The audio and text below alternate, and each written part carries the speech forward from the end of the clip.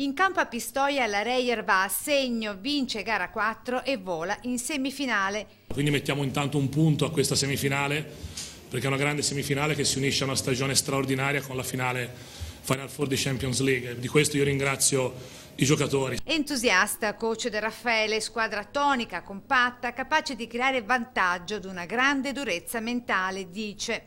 Con un'identità precisa, con un modo di giocare preciso, che è quello di aprire il campo, tirare tanto da 3 punti, sfruttare dei mismatch, magari non usuale, ma che a me piace e che ci ha portato fin qui.